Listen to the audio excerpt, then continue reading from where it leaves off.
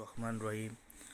आज हम KP human development की जानिब से जमात 7वीं के लिए सबक नंबर 2 ज़मीन गर्दिश करती है, ये सबक को पढ़ेंगे, इसका अध्ययन करेंगे, इसका एक्सप्लेनेशन मैं करूँगा आप लोगों के सामने। आप लोग को इसकी स्टडी करना रहेगा। ठीक है, देखते हैं।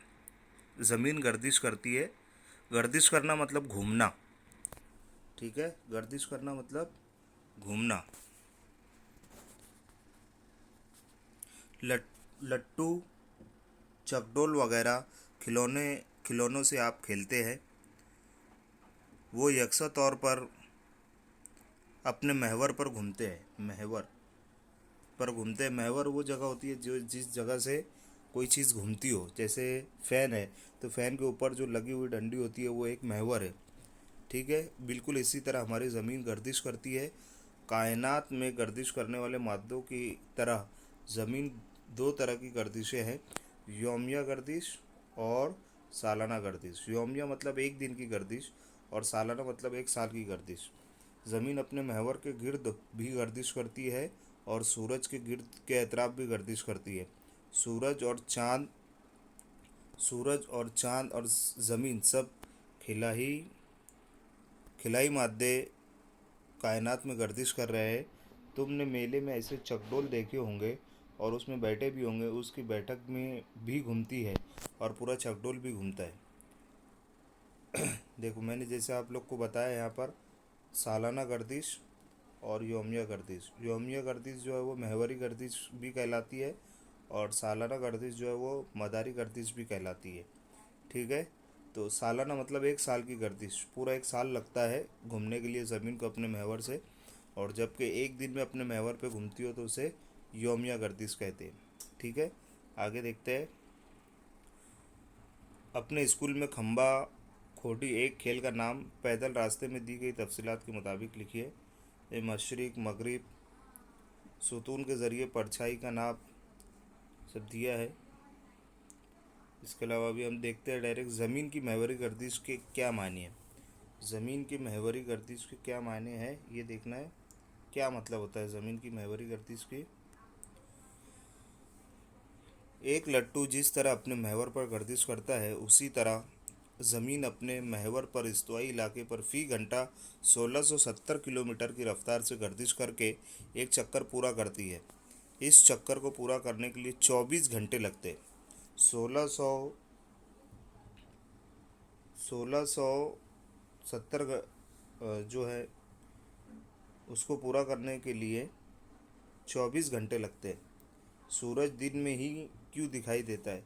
चांद रात ही क्यों चमकता है दिखाई देता है? दिन और रात क्यों होते हैं? ऐसे सवालात आपके दिल में पैदा होते होंगे कि दिन और रात क्यों होते हैं। ये सब सवालात आपके दिल में पैदा होते होंगे, जाहिर सी बात है। तो यहाँ पर देखो, एक सूरज बना हुआ है, सूरज, और एक तरफ जो है वो दिन है, एक तरफ रात है। ये ज़मीन है, यहाँ पर ये सूरज है। ठीक है, तो जिधर जो ब्लैक शेड है ये रात का टाइम है और इधर जो है वो दिन का टाइम है। ठीक है, देखते हैं आगे।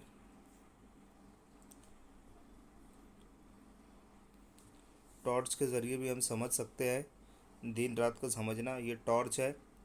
टॉर्च के अलावा ये यहाँ पर टॉर्च है। ये टॉर्च से जो है वो टॉर्च चालू करने पर ये शुआएँ निकल रही है और यहाँ पर शुरुआत में जो है वो रोशनी हो रही है, ये रोशनी है। और यहाँ पर जो है ब्लैकनेस है, ये डार्कनेस जो है ये रात का टाइम है, ये रात है और ये दिन है। ठीक है, आगे देखते हैं। भारत में दिन है तो मंदरजैल मुल्कों में क्या हो सकता है? कनाडा दिन या रात? कनाडा में रात होंगी, जापान में रात होंगी, मैक्सिको में रात होंगी, ऑस्ट्रेलिया में रात होंगी, ब्राज़ील में रात, अफ्रीका में रात। अगर भारत में दिन है तो ये जितनी भी कंट्री यहाँ पर लिखी है, Canada, Japan, Mexico, Australia, Brazil, Africa, इन सब कंट्रीज़ में क्या होंगे? रात होंगी। देखते हैं आगे। शमसी गर्दिश। शमसी का मतलब होता है सूरज की गर्दिश। ज़मीन अपने महवर के अतराफ गर्दिश करते करते सूरज के अतराफ भी गर्दिश करती है। सूरज के इर्द गिर्द घूमने को जो है वो शमसी गर्दिश कहते हैं। सूरज के अतराफ एक चक्कर पूरा करने में तकरीबन 365 दिन लगते हैं, यानी पूरा एक साल लगता है। इस अरसे वक्त को ہم سال کہتے ہیں۔ خلا میں زمین کو مسلسل گردش کرنے کے لیے ایک فرضی راستہ طے کیا گیا ہے۔ اس راستے کو مدار آربٹ کہا جاتا ہے۔ مزید زمین کا مدار گول دائرے کی طرح نہیں ہے لیکن بیضوی شکل کا ہے، اسی لیے سال بھر زمین اور سورج کا فاصلہ یکساں نہیں رہتا۔ 1 منٹ میں 1670 کلومیٹر کی رفتار سے زمین سورج کے اطراف گردش کر رہی ہے۔ 1 منٹ میں 1670، 1 منٹ کے اندر کتنے کلومیٹر ہے؟ 1670 کلومیٹر کی رفتار سے زمین سورج کے ارد گرد جو ہے وہ اطراف میں گردش کر رہی ہے۔ چاند زمین کے اطراف گردش کرتا ہے اور زمین سورج کے اطراف گردش کرتی ہے۔ زمین کی اس گردش کا عرصہ وقت 1 سال شمار کیا جاتا ہے، جس سے موسم بدلتے ہیں۔ موسموں کے بدلنے میں سالانہ گردش کے علاوہ زمین کے محور کا جھکاؤ بھی کام کرتا ہے۔ زمین اپنے محور پر 23.5 ڈگری سیلسیس اور مدار پر 66.5 ڈگری سیلسیس کا زاویہ بناتی ہے۔ زمین کے محور کے جھکاؤ کی وجہ سے موسم ہوتے ہیں، اسی طرح رات دن بھی بڑے چھوٹے ہوتے ہیں۔ سرگرمی دیا ہے یکساں رات دن، جہاں یکساں مطلب برابر ایک جیسا، تو برابر کہاں پر ہے؟ طلوع آفتاب اور غروب آفتاب ظاہر کرنے والے کیلنڈر کا استعمال کر کے درج ذیل خاکہ پر کیجیے۔ یہ آپ دیکھو یہاں دیا ہے مہینہ 21 مارچ، طلوع آفتاب کب ہو رہا ہے اور غروب آفتاب کب ہے، دن، گھنٹے اور منٹ، ٹوٹل دن کتنے گھنٹے کا، یہ آپ کو چیک کرنا ہے۔ اس کے علاوہ بڑے چھوٹے رات دن بڑے چھوٹے کیسے ہوتے ہیں؟ 21 جون کو خط سرطان اور 22 دسمبر کو خط جدی پر سورج کی کرنیں سیدھی پڑتی ہے۔ جہاں سورج کی کرنیں سیدھی پڑتی ہے وہاں اور اس کے پاس کے علاقوں میں دن بڑا ہوتا ہے۔ جہاں بھی سورج کی کرنیں سیدھی پڑتی ہو وہاں کا دن جو ہے وہ بڑا ہوتا ہے۔ جہاں سورج کی کرنیں ترچھی پڑتی ہے وہاں دن چھوٹے ہوتے ہیں۔ دونوں خطے مخالف نصف کرے کے عرض میں ہیں۔ خط سرطان جو بیچ کا سینٹر ہے، بالکل اگر وہاں سے بالکل سیدھی لائن پڑ رہی ہے تو وہ دن وہاں پر جو ہے وہ علاقوں میں بڑے رہیں گے، اور جہاں پر ترچھی لائن پڑ رہی ہے وہ علاقوں میں دن چھوٹے رہیں گے۔ اس وجہ سے شمالی اور جنوبی نصف کرے میں ایک دوسرے مخالف ہوتی ہے۔ تصویر دیکھ کر کے نیچے دیے گئے سوالوں کے جواب دیجیے۔ اب یہ 21 جون کو خط سرطان پر اجالا کتنے گھنٹے رہتا ہے، یہ آپ کو یہاں سے دیکھ کر کے جواب دینا رہے گا۔ خط سرطان پر خاص طور پر کون سا موسم محسوس کیا جاتا ہے؟ گرمی کا موسم خاص طور پر۔ 21 جون کو دن اور رات کے بڑے ہونے کی کیا کیفیت ہوگی؟ 21 مارچ اور 22 دسمبر کو خط سرطان پر کیا ہوگا؟ موسم۔ زمین اپنے محور کو ایک ہی سمت میں جھکا کر سورج کے اطراف گردش کرتی ہے، اس لیے باری باری سے قطب شمالی سورج کے سامنے ہوتا ہے۔ سورج کی سیدھی کرنیں خط استوا کے شمال یا جنوب میں پڑتی ہے، اسی لیے دن رات کے چھوٹے بڑے ہونے میں فرق دکھائی دیتا ہے۔ جیسے سال ہوتا ہے ویسے ہی زیادہ وقت تک سورج کی روشنی حاصل کرنے والے علاقوں میں گرمی اور کم وقت سورج کی روشنی حاصل کرنے والے علاقوں میں سردی کا احساس ہوتا ہے۔ 21 مارچ سے 23 ستمبر شمالی نصف کرے میں گرمی ہوتی ہے، اسی وقت جنوبی نصف کرے میں سردی کا موسم کا احساس ہوتا ہے۔ موسموں کی تبدیلی انسانی زندگی پہ براہ راست اثر انداز ہوتی ہے۔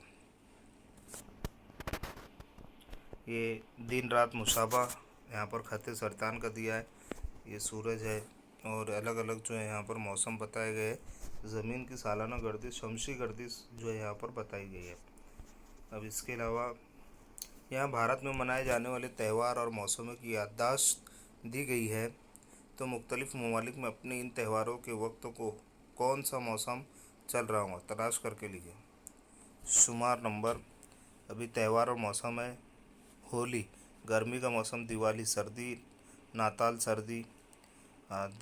دوسری کنٹریز کے اندر جیسے کینیا میں تو کون سا موسم ہوگا وہ آپ کو لکھنا ہے: Kenya, Japan, US، Australia, Canada, چین وغیرہ وغیرہ۔ ناروے میں آدھی رات کا سورج، یہ فوٹوگراف الگ الگ اوقات میں لیا گیا ہے۔ ناروے میں یہ آدھی رات کا سورج دکھایا گیا ہے۔ یورپ کے ملک ناروے میں ماہ مئی کے وسط سے جولائی کے آخر تک سورج غروب نہیں ہوتا، یعنی کہ غروب آفتاب ہوتے ہوتے ہی طلوع آفتاب हो जाता है। नॉर्वे में रात को 12 बजे भी सूरज दिखाई देता है। तो ये सब जो है ये ज़मीन की, सूरज की महवरी गर्दिश और सालाना गर्दिश की वजह से होता है। यहाँ पर मैं अपना जो चैप्टर था, अपना जो सबक था ज़मीन की महवरी गर्दिश, वो पूरा हुआ। अब यहाँ पर कुछ खुद आमोज़ी दी गई है। खुद आमोज़ी, ये एक्सरसाइज आप लोग को करना है। इसमें पहला दिया है, पहला सवाल है ज़मीन की गर्दिश कितनी है और कौन कौन सी।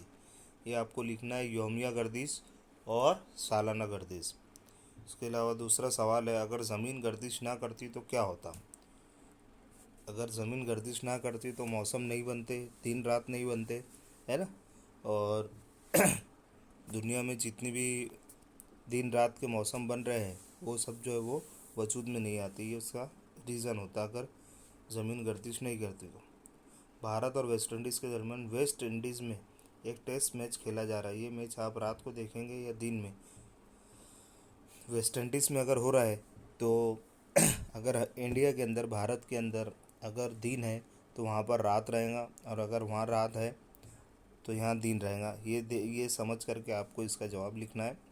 नंबर 4, आपका अपना साया सुबह, दोपहर, शाम को किस सिमत में कैसा होता है।